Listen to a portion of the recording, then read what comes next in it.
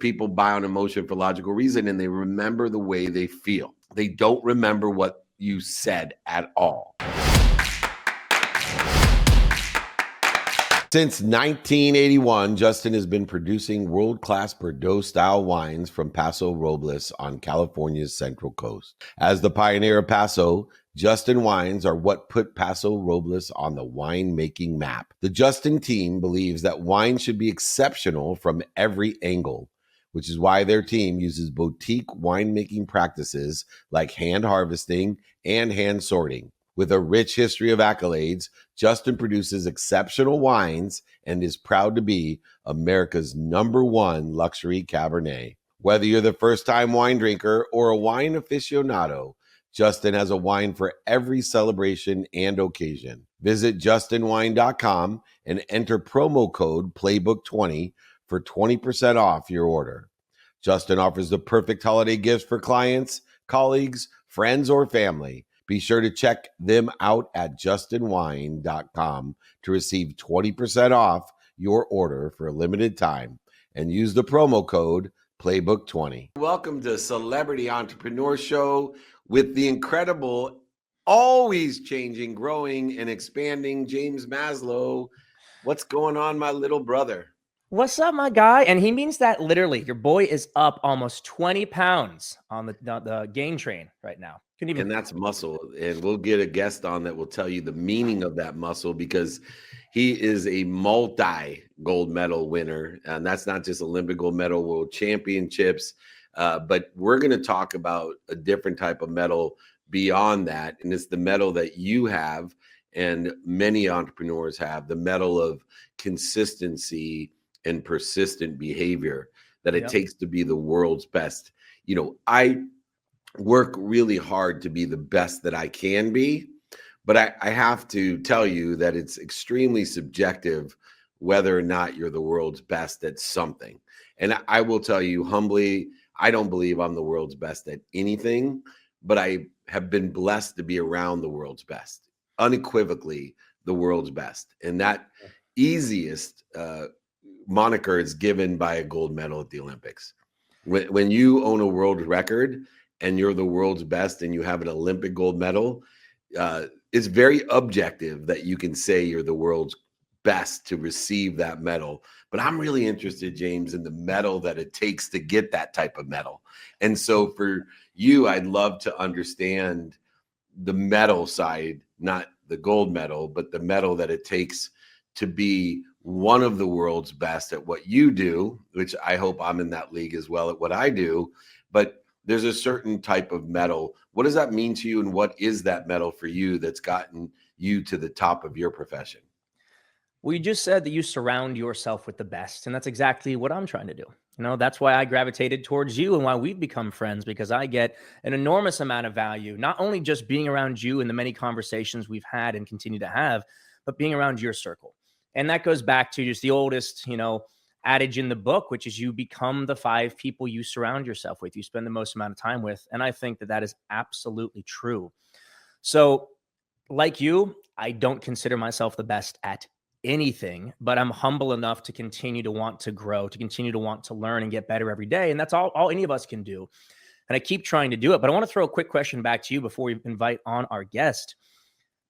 It's getting a little bit easier now that I'm approaching my mid-30s, but it's always been a little bit tough and even at times discouraging being that person that says no to a lot of the seemingly fun opportunities, the going out, the drinking. I'm not saying I've never done any of it. I've certainly done my fair share, but I've continued to say no to it more and more, continue to say yes to my own goals, personal, business, health, relationships. But even now, it's not always easy. I have a bunch of friends staying with me this week, and they went out last night and I was still in my studio and I had meetings and I had to finish a song. And, I had a little bit of that FOMO, which I don't get that often. My question to you is, does it get easier as you get older to say no to those opportunities and not feel so bad about it and say yes to yourself and feel good about it? Yeah. So it does get easier if you make it a practice to change the FOMO into what I call JOMO. And you started to articulate the JOMO when you were like prioritizing things that are important to you, the non-negotiables and negotiables according to the circumstances, your friends being in town, that you will not be able to make it easier on yourself to tell people no unless you can focus your intention on the JOMO, the joy of missing out. And I had a friend come for dinner last night, and he was going out. We've known each other since our childhood. He's a couple years older than I am, and he doesn't live here. So he was going out that night, and he invited me to go out for probably 2 or 3 different stops, which would include me having to say no to drinking and also staying up late because I have an unwinding routine. And so I said no, but could you come to my house for dinner at 5:15? I'll have you out of here by 6:30 when normal people have dinner, and maybe eat dinner with me if you like my food, or just come spend time while I eat, and then figure out what you're going to do the rest of the night. So I said no to part of the night, but I enjoyed or said yes to being with him and really getting what I wanted out of it. And so I believe that if you practice JOMO, that it gets easier not to have FOMO and to say no. And so it's really a practice. And there's also JOPO, which is even bigger than the JOMO. And JOPO is the joy of other people's opinion. See, FOPO will stop you from getting to where you want to be. The fear of other people's opinion in the public light, like you, James Maslow, and also our next guest coming on, that you have to learn the JOMO and the JOPO to get to where you want to be or better, and enjoy that pursuit of your own potential and feel comfortable in pursuing what you like, not necessarily what other people like. I like JOPO. I have started to embrace JOPO these last couple of years. The more that I've branched off, done new things, created new businesses, and even, to some degree, a new image that people weren't used to seeing me as. And a lot of people don't like change, and then they hate on it. And instead of being afraid of it or being upset by that negativity or the other opinions that aren't always in line with where I hope they are, I have learned to love them and learn to really, really, truly, and genuinely appreciate the ones that go, hey, we actually love where you're going because it's so authentic.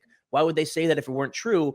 And even utilize the negative ones, the ones that go out of their day and spend time to tell me how irrelevant I am. It makes me smile so much when the negative ones come in as well, because I simply choose to enjoy all of it, because I'm going to do what I'm going to do regardless of it.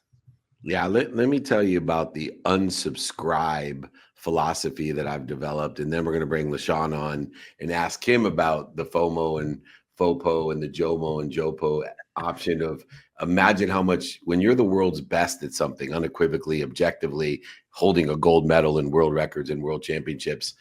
But for me, here's the subscribe. My media guys were getting on me because we invite a lot of people to a lot of things. We have a newsletter. So we're in constant contact with the hundreds of thousands of people in my database. And we get a lot of unsubscribes, by the way. Sure. And I believe that, I want to get to where Donald Trump is. I want to get to 50% of the people unsubscribe me, because that means 50% of the people love me. Yeah. And that's much more valuable than where I'm at right now. By the way, 5% of the people are unsubscribing me, because to me, that says about 5% of the people in my database, they love me. They live for me. And I'd much rather, and look, this is the relativity. So I want people to subscribe to the unsubscribed and allow yourself to say, not everybody's for me, not everybody's with me, not everybody agrees with me, I'm not the flavor of the day. Remember, the most popular flavor of ice cream is vanilla. People aren't passionate about it, though. They're passionate vanilla about bean, though, I'll fight for. I'll fight for the bean. It tastes different. It hits harder. I got to be honest. Right? What you're saying, to recap, is that you're never going to be liked by everyone. Our parents told us this when we were kids, right? And so you're really, truly embracing, you know what? I actually want to be liked and loved so much by a small percentage, or 50%, that I might even be hated by the other half. And I actually love that, because I think that is more true in today's day and age than it ever has been. Yeah, because you have access to that entire total addressable communities in the billions, not just you live in Nashville, Tennessee, 300,000 people. You have to be a little bit more careful on what your opinion is. because you might end up not having anybody like you just by statistics, instead of, there'll be equal amount of people that love you or hate you. And it's the unsubscribed that we want to pay attention to. Let's bring our boy on, man. This is a world champion, a world record holder, a gold medalist, multi-times. Imagine we are blessed to be with one of the world's best, and he knows it unequivocally. It's no Michael Jordan, Magic Johnson controversy. It's I own it, baby. I'm the best in the world. LaShawn Merritt, welcome to Celebrity Entrepreneur Welcome Show. to the show. Uncle Dave, thank you for having me. Mr. James, it's a pleasure. Absolute pleasure. All right, let's start where we left off. You had to have the fear of missing out for the amount of hours in attention and intention that it took to be the world's best. And, how did you develop that muscle, what I call the JOMO, the joy of missing out, when I guarantee all your friends were having a much better time when you were practicing every day? Absolutely. You know what? I turned pro at 18. So at 18, everybody was doing everything. We had just got into a space in our lives of being able to do things, go to parties, some people drinking, having fun, experiencing those years. And I didn't. And that was okay with me. I found love in that process of being on a path to greatness. I had great family around me. I come from unconditional love. I found fun and love in the process, and I knew I was on my way to something great. I still have a lot of friends, luckily, that I had when I was 18 years old. I'm 38 now. Only two, but those are the two that love me, respect me, and always wanted the best for me. Wow. I think that's something actually to touch on there. 20 years. And, when you're younger, you think about your childhood friends, but 20 years later, you only have two that have remained your friends. But I think that that's beautiful. And I think that is beyond normal and sometimes hard to impart on younger people. Myself, even 5 or 10 years ago, you say, hey, you're not going to be friends with all of your friends when you're older. And that's not only okay, that's good, because you're going to grow in different directions. And I think it's really, really important to maintain that you're going to continue to grow in your path, regardless of where other people go. Don't let them detract and pull you away from your goals. So what is it about those couple of friends? Why have you guys remained friends over the last 20 years? When I was in middle school, both of them, I've been friends since elementary, middle school. We grew up together. When we were younger, before I had anything, before I was LaShawn, the Machine Merritt, I played with them. We laughed together. We got hurt together. We even fought each other to learn how to fight. That's how close of friends we are. Not to hurt each other, but to learn. And we may be in different spaces and places in life, and we may even vibrate on a different frequency, but I'm able to respect where they are, they respect where I am. And it's that unconditional love. You probably only come around a certain amount of people in your life. And some people don't even understand unconditional love, but I have a mom and a dad who love me regardless. And these two friends, out of all the things I've been through, they've still been there. They've helped me along the way when they've had nothing. So I love them to death. This show is brought to you by BetterHelp. Therapy is a great tool for facing your fears and finding ways to overcome them, because sometimes the scariest thing is not facing our fears in the first place and holding ourselves back. It's helpful for learning positive coping skills and how to set boundaries. It empowers you to be the best version of yourself. It isn't just for those who've experienced major trauma. If you're thinking of starting therapy, give BetterHelp a try. It's entirely online, designed to be convenient, flexible, and suited to your schedule. Just fill out a brief questionnaire to get matched with a licensed therapist and switch therapist anytime for no additional charge. Overcome your fears with BetterHelp. Visit BetterHelp.com/playbook today to get a 10% off your first month. That's BetterHelp, HELP.com/playbook. Imagine starting a small business, your first customer, first hire, first real paycheck. But everything isn't just exciting, it's scary. That's where JustWorks come in, the all-in-one platform that supports small business growth. Access seamless tools that help with benefits, payroll, HR, and compliance with transparent pricing. It's time to make payroll painless. Run payroll in 90 seconds or less and automate payments so you can set it and forget it. Did you know in 2023 alone, they processed over 25.6 billion in trusted payroll customers? Don't worry about the paperwork piling up either. They take care of payroll tax documents and reporting to help you stay compliant. Visit justworks.com/podcast to join the thousands of small businesses that trust JustWorks to take care of payroll, benefits, compliance, and more. That's justworks.com/podcast. Let me shift gears a little bit, LaShawn, not quite to the gear of the speed that you run, but a different gear. One of the things I've seen, I've been blessed to work with the greatest athletes of all time, like you. And one of the difficulties of having that JOMO at such a young age, being able to follow your dream and have non-negotiable behaviors, regardless of what our friends are doing, how much fun it looks like that they're having, or how much money it looks like they're making, all the things that happen. And all of a sudden, one day,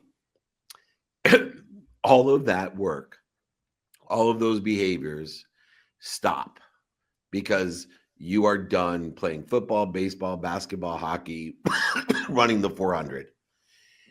And you suffer what I call your first death. And it's the closest I can imagine is I've witnessed it from my own career in college football to play football from the time I was 7 to 22. I felt like there was a death, at least in my family, when I could not play football anymore. I had witnessed it with Warren Moon, who played till he was 44 years old. Steve Young, Troy Aikman.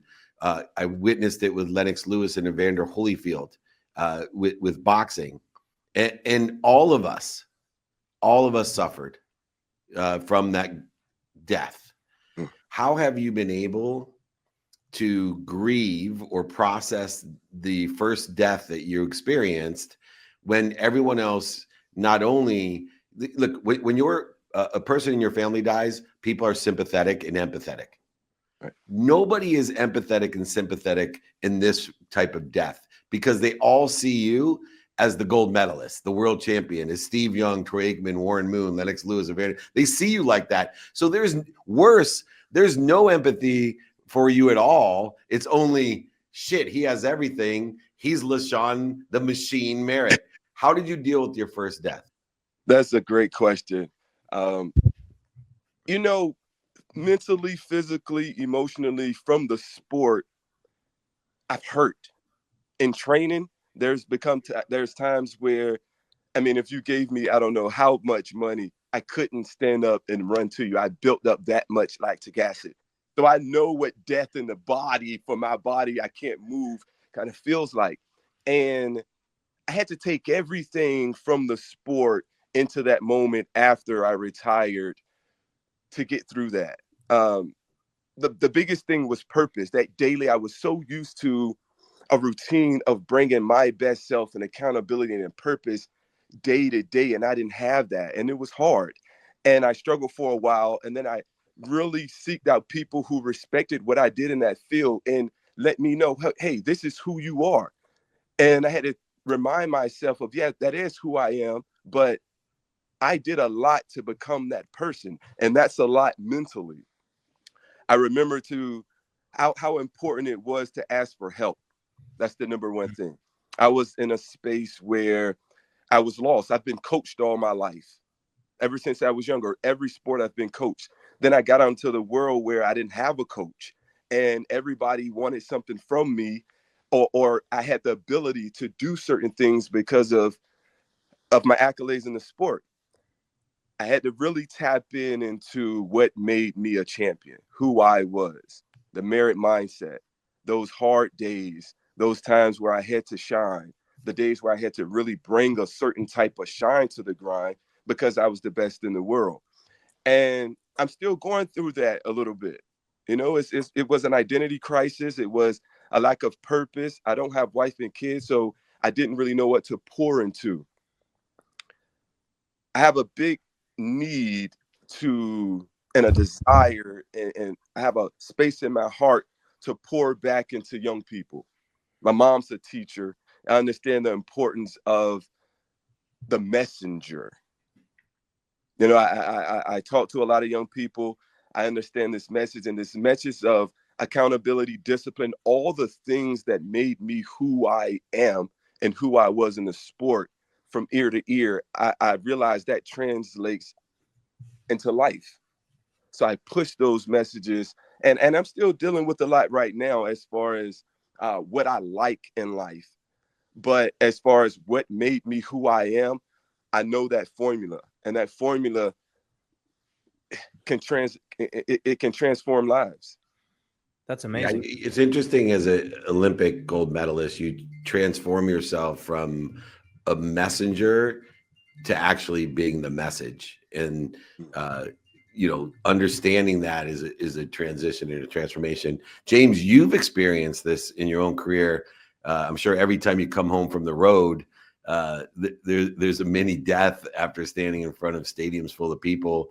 Being by yourself in Nashville in a studio must feel as if there's something missing. Sure. And I even took a 8-year hiatus from the band. There really was a moment where the band was over. There was a huge death in my life from what I'd been doing for 7 years straight between filming the TV show and touring and filming and touring. We had literally no days off for years at a time.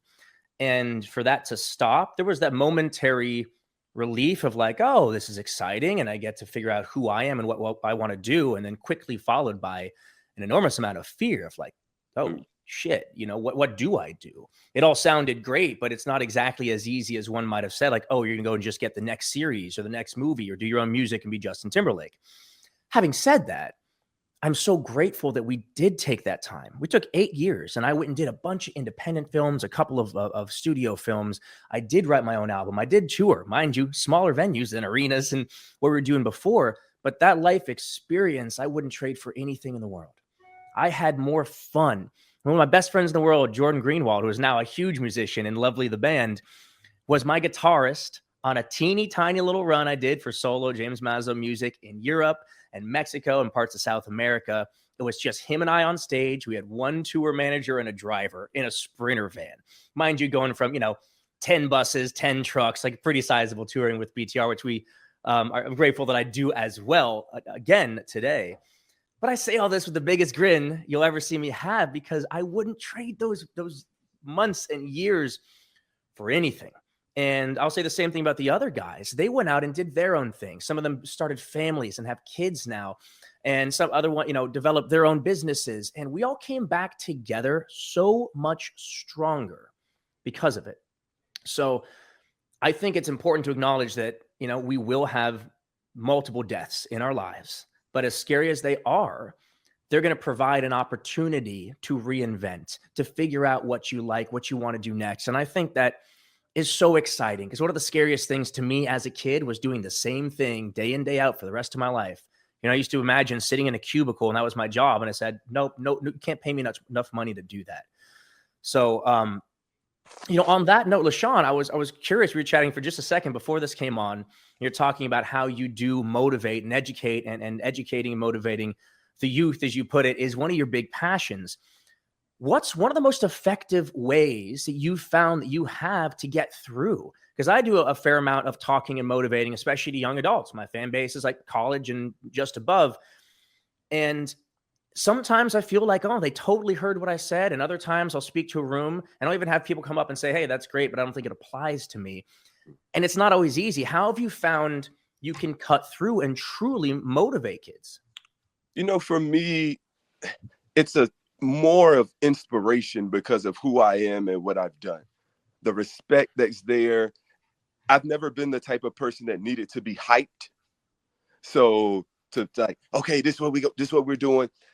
Through my story and being able to relate to them, I inspire them. I let them know the real of the real. Like if you want to be me and I'm still learning and I'm on my trajectory to be a champion in life, these are the daily habits.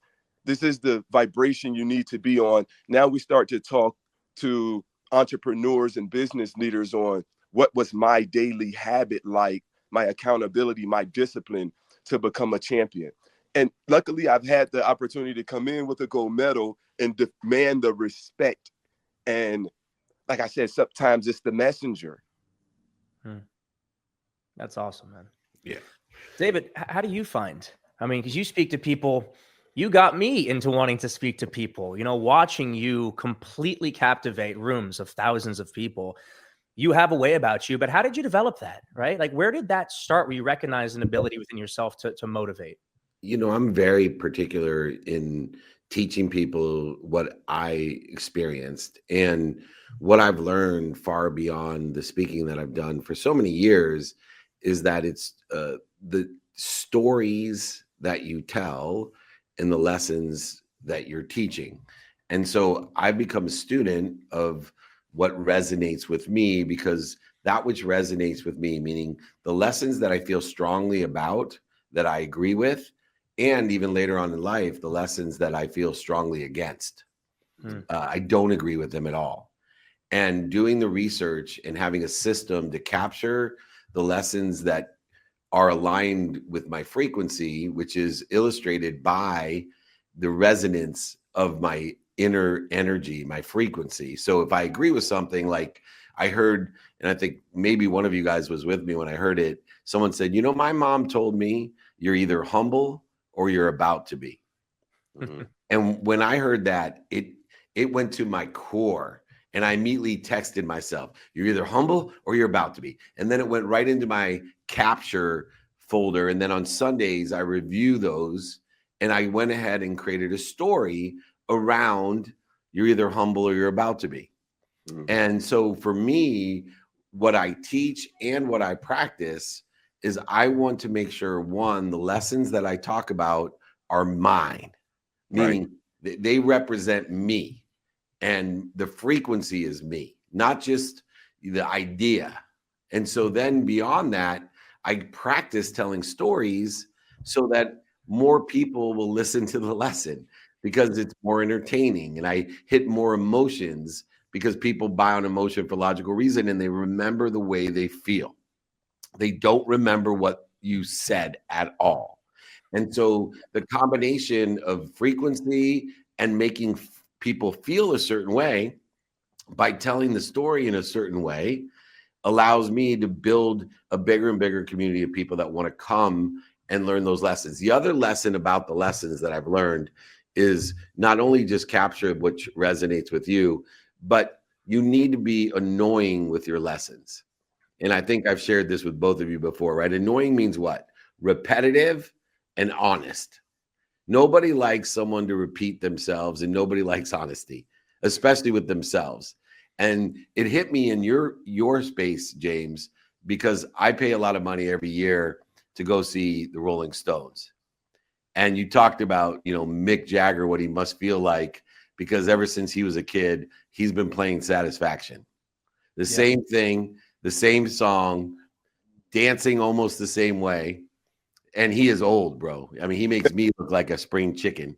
And he's probably has more energy than all three of us still. And he's a world record holder. But more importantly, I would be disappointed if he didn't sing Satisfaction. Right. Who wouldn't be?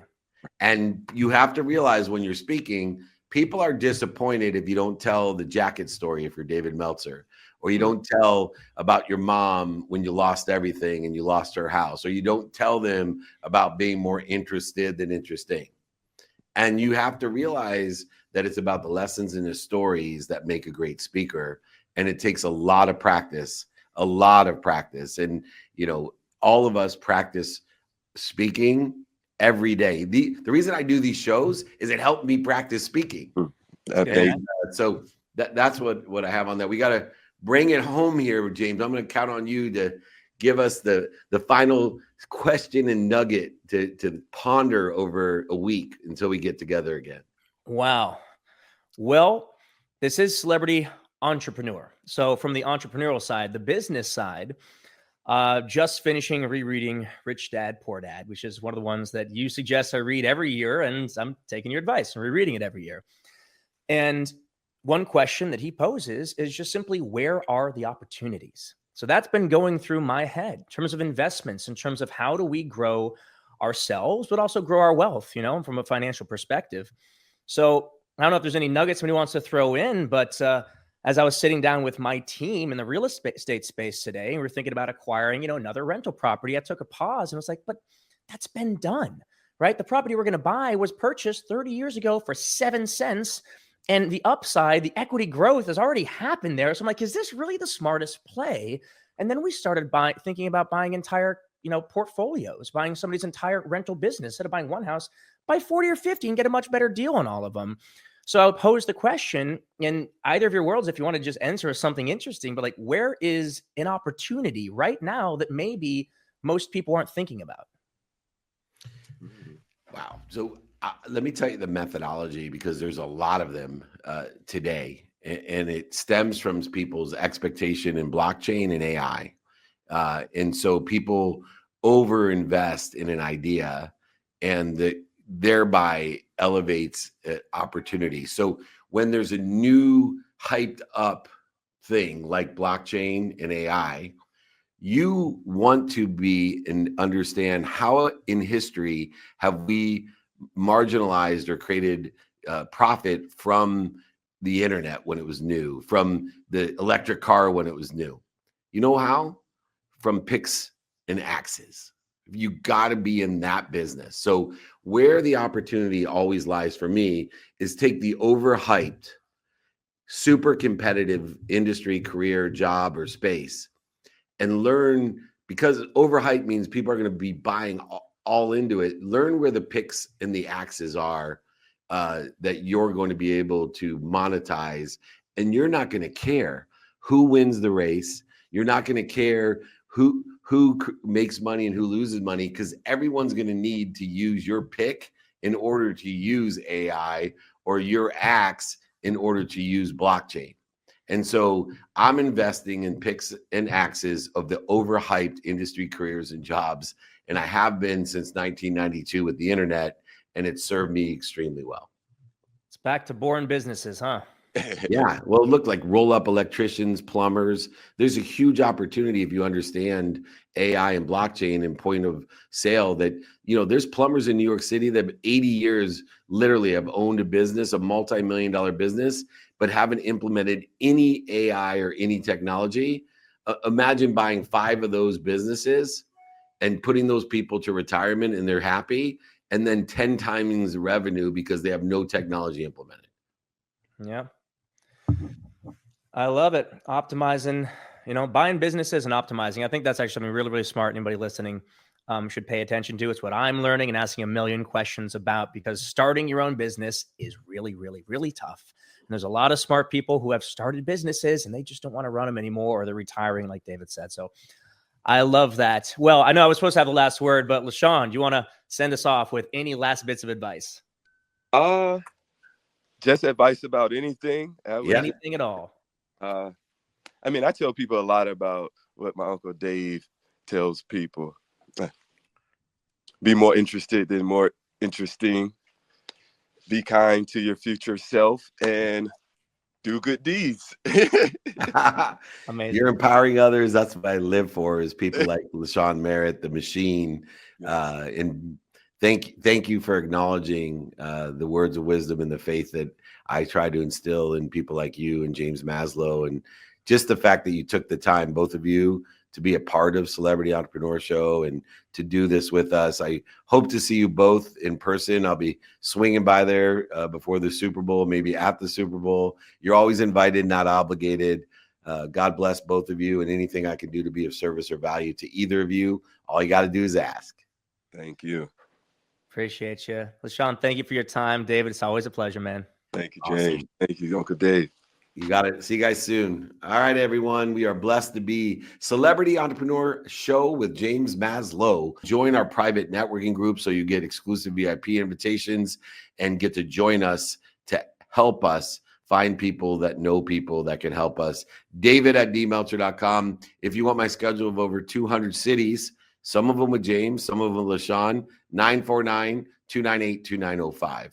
Remember, like LaShawn the Machine Merritt said, be more interested than interesting. be kind to your future self and do good deeds. God bless everyone. We'll see you soon.